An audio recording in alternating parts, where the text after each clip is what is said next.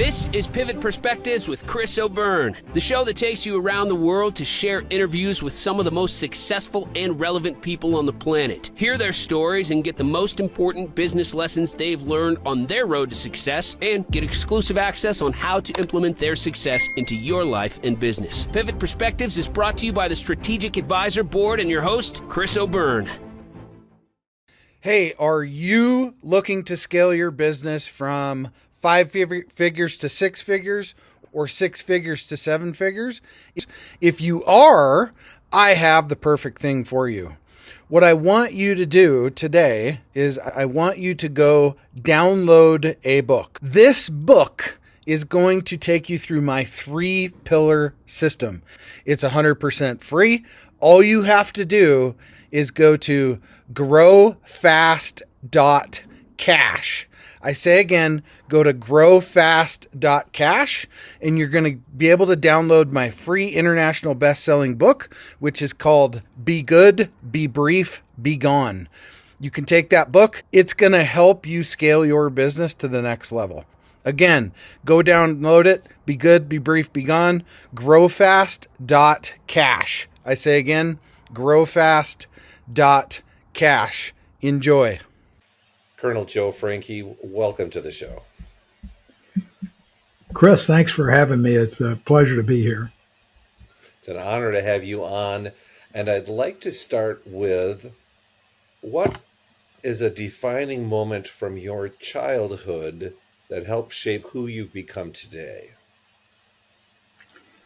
I'd say a defining moment from my childhood was my father would just tell me, give me examples of life or positive things.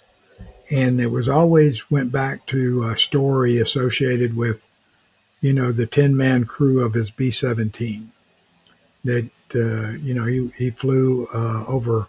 He was based in England, but flew missions in Germany in 1944 and 45. And so as a small child, he would talk about those experiences, but the way that he would talk about those other fellows was just amazing. And I always thought, well, the Army or whatever it does, must really have a way of bonding and, bringing out the best in people, because, on this crew, I mean, you depended on every person, to do his part, to be able to,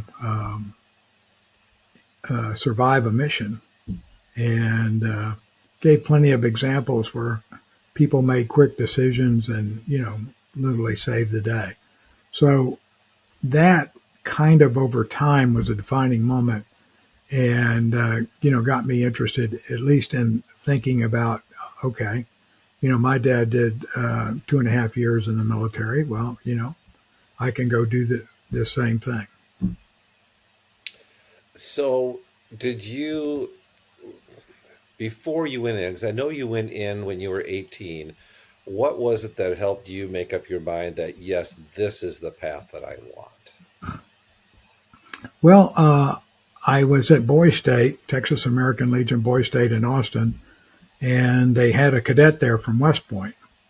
And he was just basically, everybody said, hey, if you want to go find out some stuff about West Point, got a cadet over here. And so, I went over there and asked questions, and, was informative. And, the cadet was from Texas too,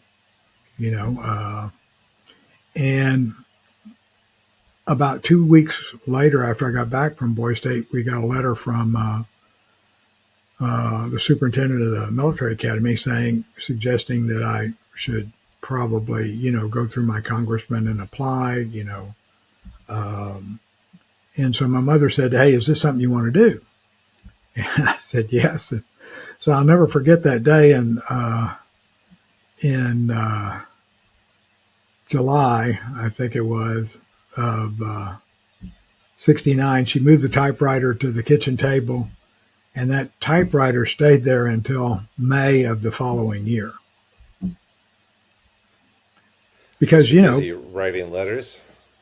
well, I mean, there wasn't the internet, right? So Right. everything that did with your application to the military academy was done through snail mail.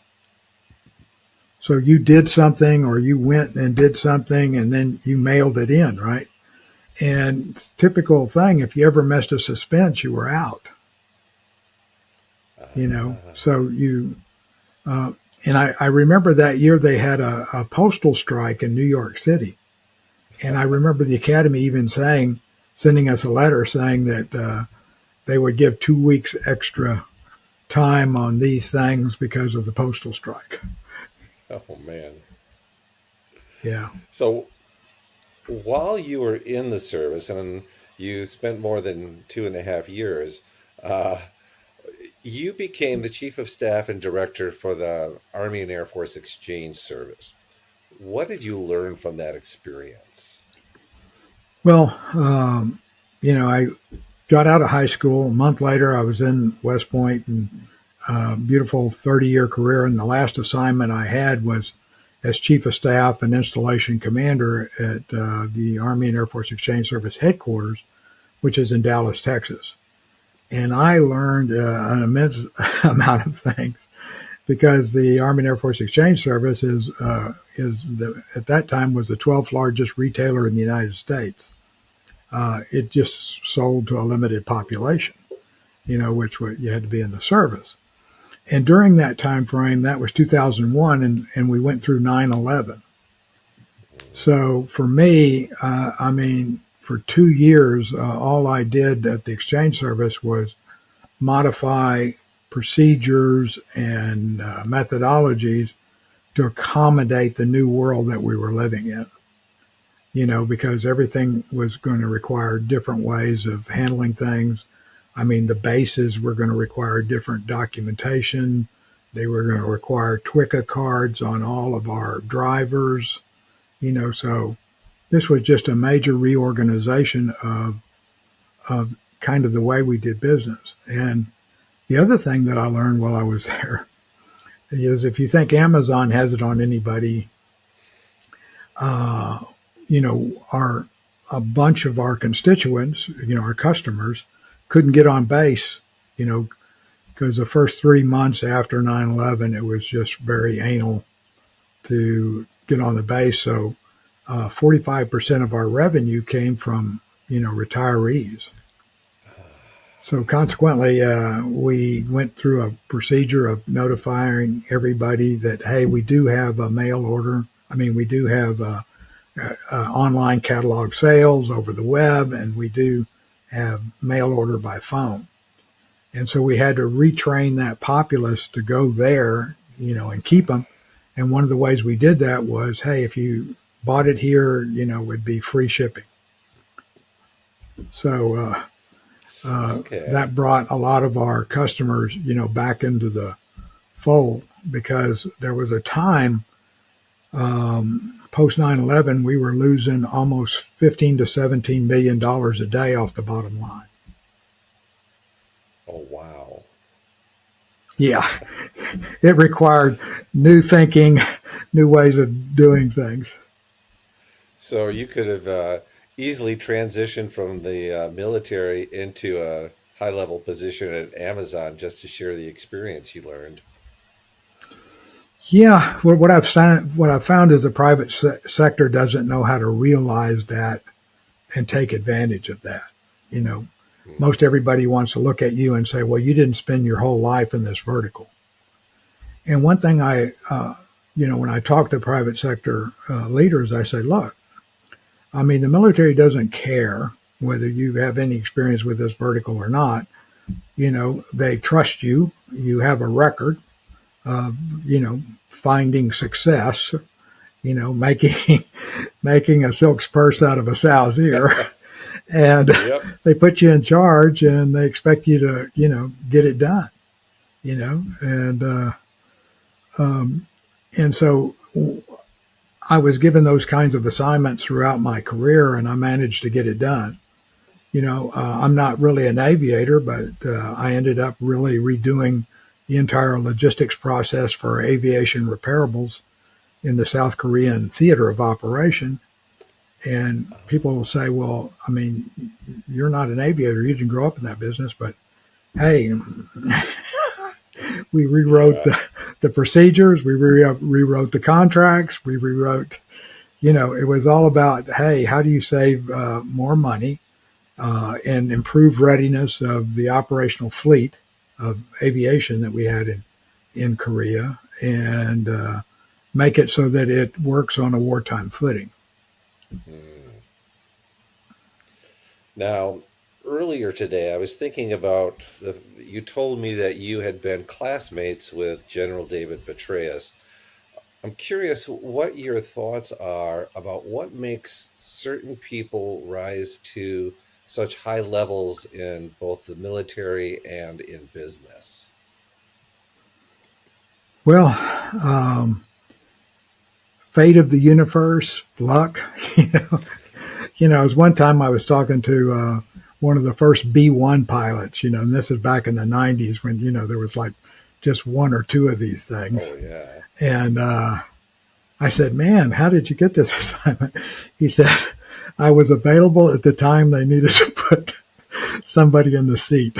Oh, And and I said, okay, so timing has a lot to do with various things, and as well as, doing well in your last assignments and people feeling that you have the potential to do more and documenting such, so that when these boards occur, um, you get, there's a pecking order.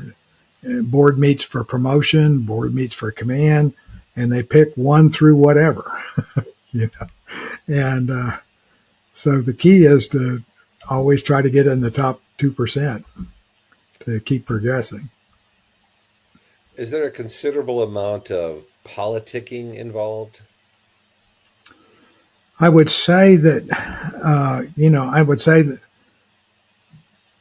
and I'm not a general officer, but I would say that, the Senate is kind of like a club. And once you make it into that club, and I would say that the GO ranks in all the military is kind of that way, because certainly there are more people qualified, to be general officers, but they don't need but a few every year. So it's a lot of that's going to be based on luck. Once again, somebody that you had served with, pull their bones out of the fire on occasion, So I don't think that's any different in the private sector from what I've seen. Yeah, it does seem to be that. So now, when you transitioned from military life to not just civilian life, but civilian business life, what was the biggest adjustment that you had to make? The biggest adjustment I had to make was I thought, I had prepared myself. And what I found once I got into it, well, okay, I'm really not prepared. And so what I tried to do throughout my career was, I tried to educate myself as much as I could, so when we were close to abilities to educate, get further education. So in my military career, I was able to pick up, I have a BS in kind of civil engineering, certified as a engineer in training in the state of Pennsylvania, and then got a MBA at the University of Arkansas, and then taught at the University of Arkansas in the ROTC department.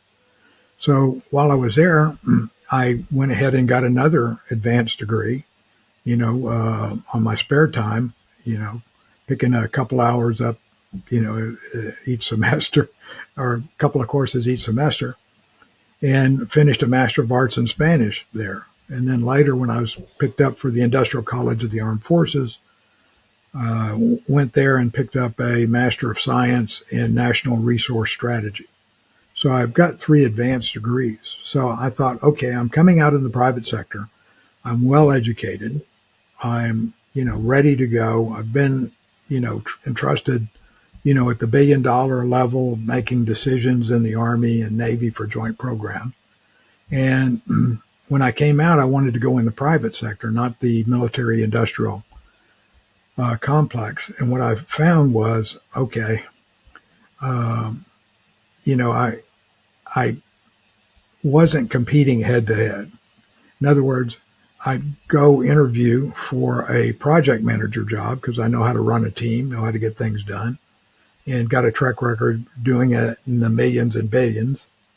And, people looked at me and said, hey, Joe, we're not going to hire you. I said, well, why is that? He says, you're the best guy I've ever interviewed. And I said, but why won't you hire me? And he says, look, you've handled more money than the CEO. You've handled more bigger programs than the CEO. You've handled and supervised more people than the CEO.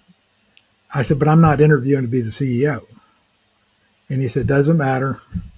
It's just not going to fly here. And he says, you could probably sue me for telling you that, but I'm trying to help you. I said, look, I appreciate the help. And so he said, look, go find some guys and gals putting together something where you get on the bottom end of things and, work your way up with sweat equity. And that's basically what I ended up doing. But, until I'd gone through this, exhaustive thing of not learning anything, because you never get a call back, you never get any coaching or counseling. And later on, I became an executive recruiter, and that was the first thing that the legal department told me is do not give anybody any feedback. So I said, well, okay, I see why this is happening, but it doesn't help people. And so I started out, working with a group that was trying to do water infrastructure in China, with a cooperative joint venture with their Chinese partners. And I was kind of the engineer, and I was charged with knowing what a wastewater plant looked like. And by the way, that wasn't in my portfolio of stuff. So I went to Crowder College, and the short story is, okay, took a wastewater plant operators course, so at least I could tell the front end and the back end of a wastewater treatment plant. So while you were in the military, can you share a specific experience that helped define your approach to leading teams? What I found in leading teams was you had to have a thick skin because you really had to let somebody give their opinion. Okay. And, in the military, it's very structured, and, there's a way that you talk to people and all that kind of stuff. And you basically had to say, okay, it's a free for all. And I want to hear the untarnished truth. So, I think the best thing about becoming a leader is being a good listener. And I kind of picked that up from my grandfather, because he said, God gave you 2 ears, so you ought to be listening at least twice as much as talking, because when you're talking, you're not learning anything. Wise advice. So I think that helped me was really learning to listen actively and, make decisions from the untarnished truth of things. You told me that you help leaders build a LinkedIn bridge from where they are now to where they want to go. Can you tell me more about that? Sure. What I find with most leaders is they're under merchandised, and especially executives. And I had to find that out the hard way. I had to learn that myself. And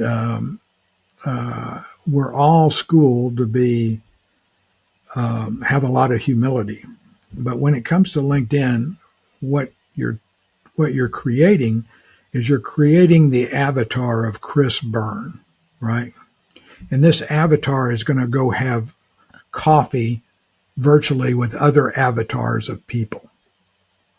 And so do you want to show up, in flip flops, frayed shorts, and a dirty t-shirt? Or do you want to show up, in a sport coat, business casual and present a good appearance? And LinkedIn gives you the ability to do that. And what I find is most people do not use it for its complete power. In other words, there's a lot of power there and it's being underutilized. So what I really try to do is, okay, what is it that you want to do? What is it you want to become? We define that. Most people know where they are. Okay. And what we're really trying to do, okay, what do you need to look like? So it's like fishing. What do you need to look like so that this trout will come and take you?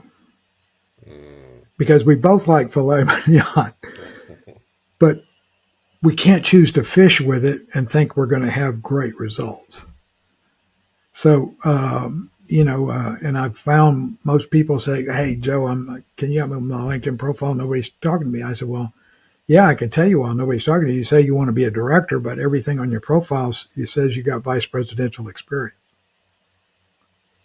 So let's go out here and say that you're looking for a vice president position, because there's vice president positions, in $1 billion corporations and in $20 million corporations. So, you're probably at the $40 million, 50, 60 million, you're not up there in the billions. But, once we did that and we got the metrics out there that people want to see, for vice presidents and that kind of stuff, then he started getting some calls. And you got to get the calls first. You can't go to an interview without getting a call. Yeah. And so, and I realized that because I'm an executive recruiter. And I got trained, by one of the big companies, it was good training and on how to do it and everything. And this is when I learned, not only did military people do not know how to properly transition themselves unless they've made some ultimate preparations, but a lot of executives, they're head down, they're making money, they do what they need to do. And while in the last 5 years, while they were doing all this stuff, everybody moved the cheese on how they were going to get selected for the next deal.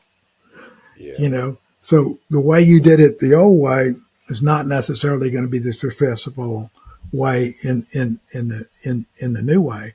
And then I found that a lot of executives have a lot of humility. Like, our grandmothers taught us appropriately. Well, you got to kind of get away from that and use what I call the Dizzy Dean dictum. It ain't bragging if you done it.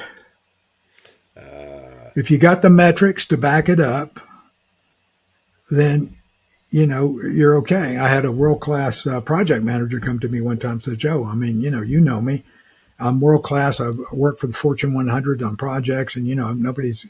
And I look at your profile, and I said, "But you don't say that you don't say you've done anything." He said, "What are you talking about?" I said, "I'm a world-class project manager." I said, "That's just blah, blah, blah." Okay. I see that 100 times a day. I'm in executive recruiting. He said, "Well, what do you want to see?" And I said, "What I want to see is I am a world-class project manager. I am XX certified in this. I've done 17 projects in the last 10 years, ranging in value from $1.7 million to $28.7 million, with project teams of 2 to 27. All projects came in on time and under budget." Those 3 sentences tell me that you're world class. But you know it. In fact, I can even say it because I've read your resumes and I've been working with you. But the LinkedIn profile you have right now, I'm not going to recommend you to anybody. And I know you. So for me to recommend you, you got to show up, dress right, dress and cover down, ready to go. If not, why am I going to put my reputation on the line saying this person ought to spend, 20 minutes with you, and not be right. So when I call them, they know what type of people, I'm asking them to give 15 to 20 minutes. Looking to grow your business beyond 5 figures, 6 figures, 7 figures plus, what I want you to do is go download this book. The title is called Be Good, Be Brief, Be Gone. It will help you grow your business past 5, 6, and 7 figure. Go download the book today, growfast.cash. I say again, growfast.cash, and download the book for absolutely free. Switching gears a little bit, because I know that you have experience in this. So, given your work with AI and technology, how do you see the role of innovation changing the way businesses operate? Well, I think we talk a lot about AI and innovation, but I think what you're seeing is world is in constant change. I mean, AI is just a new term, and it's going to unleash, some capabilities. But when you think about it, we've been going through what the previous thing to AI and the previous thing to that. I mean, business is just one continuous adaptation. And even if you look at LinkedIn, when I got on it 20 years ago, I mean, it's a lot different today in its power and capability. And it's owned by Microsoft, which means that anytime there's some new capability or some new AI thing that's going to work, they've got the money to, either buy it or acquire it or put it into the system. So I just tell everybody, they say, well, what am I going to do about the new AI? I said, just relax. You're going to be a perpetual student, whether you like it or not. I mean, you can't live in this world and not be a perpetual student because things are definitely going to change. So, what lessons did you learn from your military career when you're advising businesses on navigating, let's just say, volatile market conditions? Volatile market conditions, I always say, it all goes back to your crew. Did you put the right crew in there? Are you hiring the right people? And if you've been issued the people, then are you training them? And people will say, well, I don't have any money to train them. I said, well, then you either got to train them yourself or you got to look at budgeting, whatever you need to do to keep your people current in things. And part of this might be just letting them have the time to go in their own profession to some place where, a conference where they're going to get, all of this stuff kind of congealed in one spot, and plus, you network with other people. And I had one person tell me, he said, well, they'll just go find a new job. And I said, well, then if you think that, then you're not taking care of your people. You're either not paying them at market conditions, or you're not going around and talking to these people and knowing what they want and they like. So really building a cohesive team, at your level, whether you're a leader of 3 people or you're a leader, of 3 direct reports and 30 people, you got to take care of the flock. You got to be a servant leader. And if you're a servant leader, people don't really jump for pay. In other words, if it's huge or something like that and it's a promotion, they will. But most people will stay with you if there's some idea that in the future that they're going to be taken care of, and if you're talking to them and working with them. And what I find in going through these companies and everything, these supervisors are not talking to these people. And it's even much harder when you've got this whole idea where so many people are coming into work and all these other people work for someplace else. So the same thing's still got to happen. It's going to be harder when these people are not in the workplace, but hey, that's a leader's responsibility. So, switching gears again, I want to talk about your book. So, you wrote a book called LinkedIn, The 5-Minute Drill for Executive Networking Success. What is that book about specifically, and how does it help your ideal client? So the book serves 2 purposes. One, most executives were lamenting to me that, hey, Joe, I don't have time for this LinkedIn stuff. I'm really not interested in it. But, I got to, I've got to be in it enough so that I'm seen, you know, that I put my little footprint or telltale scent out there every now and then. I said, well, you're right about that. So somebody's giving you good advice about that. But so since they were lamenting about the time, I worked on what I call the 5-minute drill. And so by the sixth or seventh page, I've already told you and given you a checklist of exactly what you need to do if you don't like LinkedIn, but you got to be seen and heard a little bit. And so the 5-minute drill shows you how in 5 minutes, you can accomplish about 6 or 7 things. But you've got to stick with the discipline of the checklist. So I had one guy call me and said, hey, I've tried to do what you say and it takes me, 15 minutes. And I said, well, then you're not following the checklist. And he said, what do you mean? He said, well, that checklist tells you to go do this, this, this, and this. And I said, if you practice it for 10 days, not looking up, following the checklist, you can do it in 5 minutes. And I said, I'll bet you a steak dinner on it. And he said, but okay. He said, I'm going to go back to it. I'm going to use the checklist. And he came back to me in about 2 weeks and he said, Joe, you're right. He said, I found something that I liked and I was going and reading that. I said, that's not part of the checklist. I said, you're free to do that. You're free to do the 5-minute drill more than once a day. But people wanted to know what they needed to do to spend 5 minutes, get in and get out. And that's what that does. Then the rest of the book really helps you with LinkedIn, how to use it to get what you want and the things that need to be on your profile. And the book is a 1-hour read. And the hardest thing I have ever done in my entire life is write a 1-hour book. Oh, yeah. Yeah, try to get it narrowed down.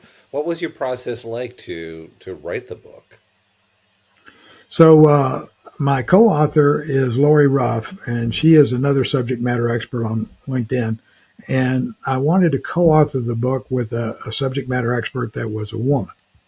So I'm kind of the engineer, military-minded set, and she's a woman, kind of the emotional set. And I think the book is well received because both of us wrote it, right? Because everybody can kind of see the woman part in kind of the male practical part. But anyway, we did a good job on it. It's rated 4.9 out of 5.0 on Amazon, and book's even being used in some high school business classes. Not because it's a great book on LinkedIn, but I think it's because it's an hour read. Fits within a class period. So what kind of feedback have you received about the book? I've gotten some really good feedback. And, fortunately, when somebody gives me the feedback, I said, please go back and don't give me the feedback, but give Amazon or Barnes and Noble or Books A Million, the feedback there, because that's where it helps me the most. But the feedback I like is, hey, it was short, to the point, and, it's kind of what I was looking for, because nobody wants to spend, to me, a 300-page book on LinkedIn, I mean, that would just kill me. So,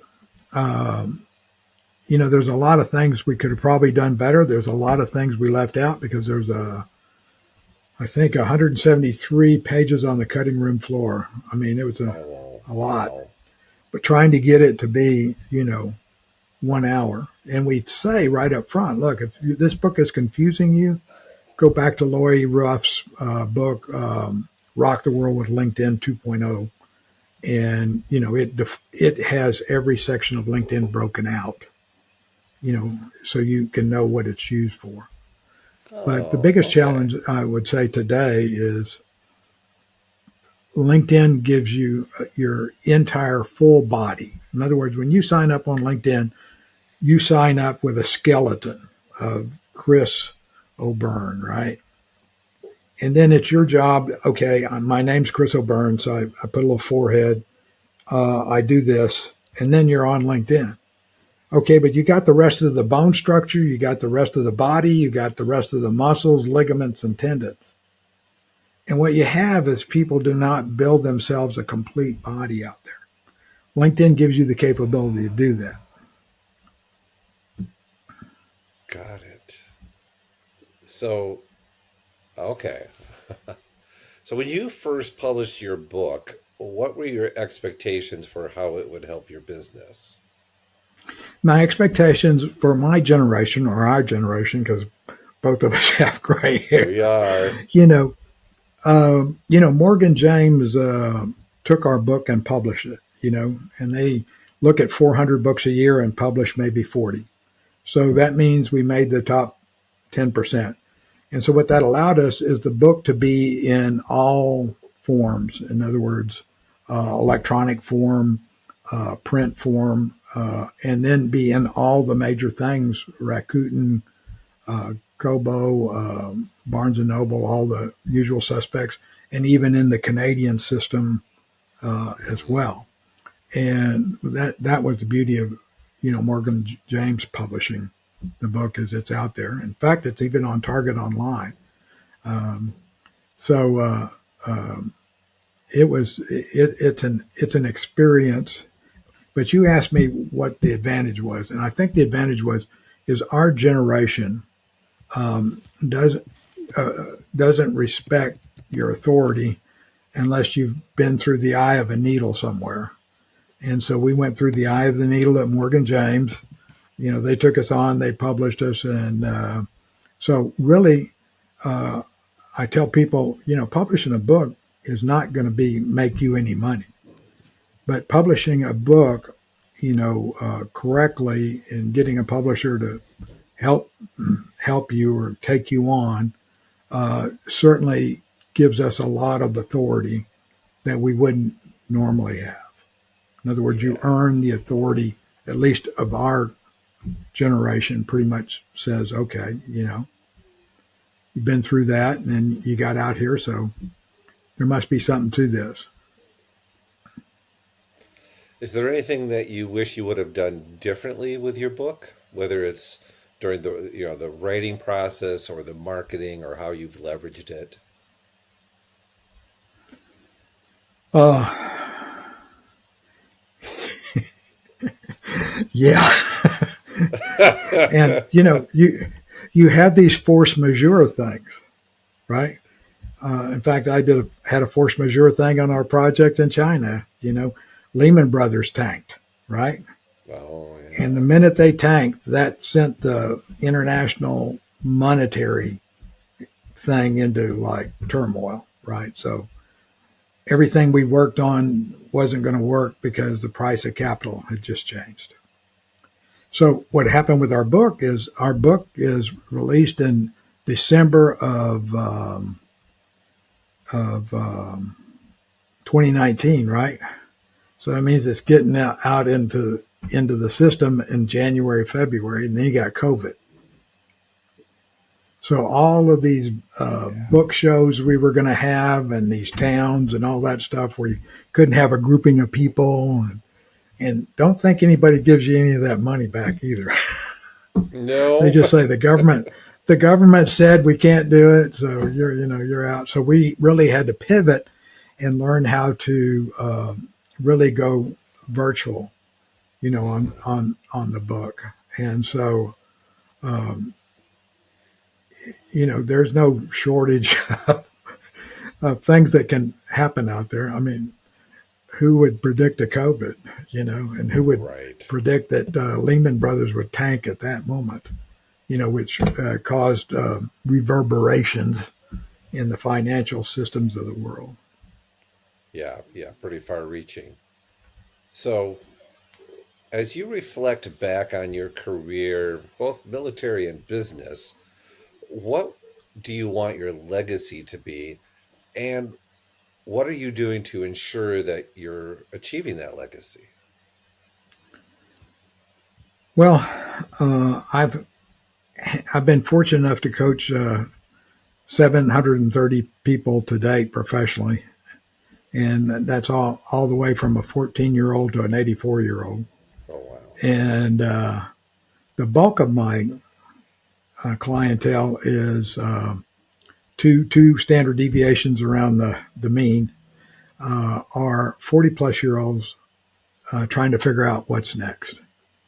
Because at 40-plus years old, nobody's chasing you anymore. Yeah. So at that point, you really have to have a world-class LinkedIn profile to be seen for what you bring to the table and the problems you solve with teams. Because when you're looking for a new assignment from 40 to 65, somebody's really wanting to know that you've already solved that problem with a crew and been successful. And the only way they're going to know that is if you tell that story on LinkedIn. And LinkedIn gives you the ability to tell story after story after story. Both you sell your intellect and you sell your emotional intelligence. And your emotional intelligence does not get sold or matriculated on a resume. So everybody goes to your LinkedIn profile, to see, okay, how does this person, get things done? They want to know you inside and out. But if you don't put anything on the LinkedIn profile and you don't tell anything about yourself, then you're going back to a model that was 10 years ago. And 10 years ago, I, as an executive search person, would call you up and say, hey, I'm looking at your resume and I think you probably did this. Oh, yeah, I did that, But today, the speed of business and, that somebody wants an executive and all that stuff, I don't have time for that. I'd say, well, this person probably did it, but I'm not going to call them because I can find these 3 other guys and gals right here that meet this requirement because I am working for a client and I'm trying to close the deal. Got it. You got to be show ready 24/7, 365 in today's world, or you just be left behind. Yeah. Definitely found that to be true. So as we begin to wrap this up, what are some parting words of wisdom that you'd like to leave us with? I'd say, are you using LinkedIn to your particular advantage? And the reason I say your advantage, because some person might be an author, some person might be a consultant, some person might be a medical professional. And with that, there's certain things that you can market and merchandise. And so LinkedIn is your billboard to the world. Are you going to have a small billboard? It's your call. And if it's not on your LinkedIn profile, as far as I'm concerned, you've never, ever in your life done it. Yeah. Yeah. So as far as people are concerned, yeah, clear. If it's not there, then it doesn't exist. It doesn't help you in any way at all. Right.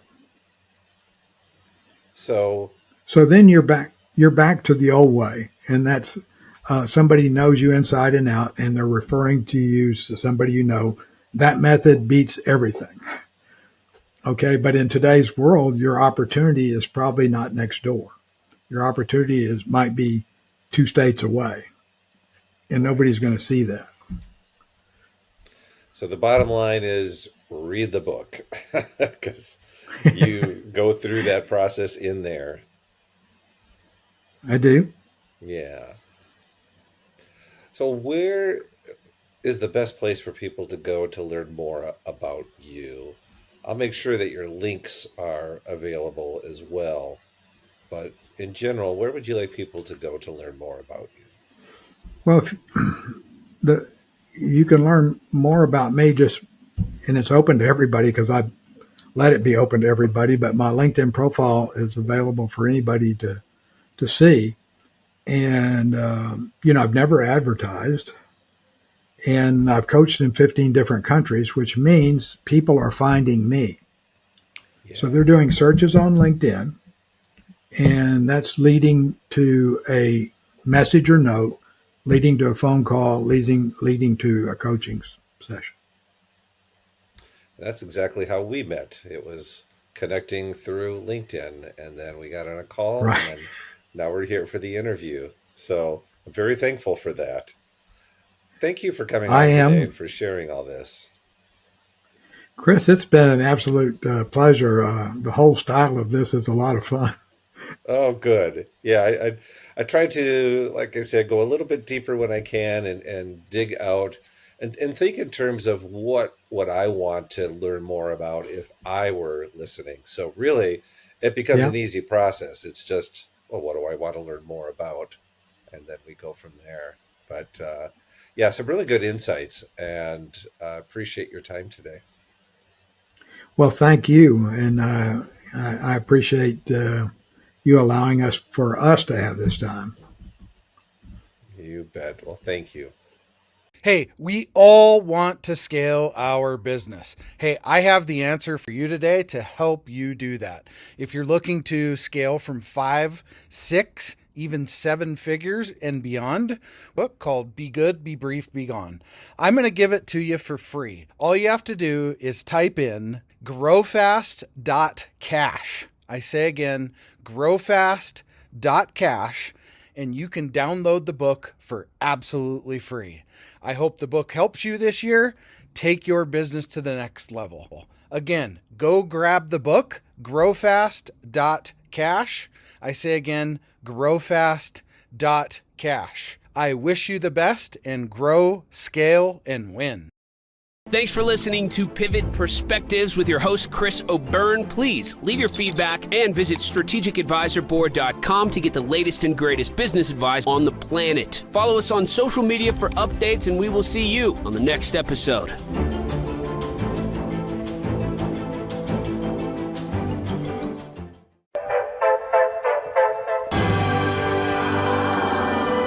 There it is. Magnum. Holy moly. Yeah, baby! That's what I've been waiting for! Dear God. It's beautiful.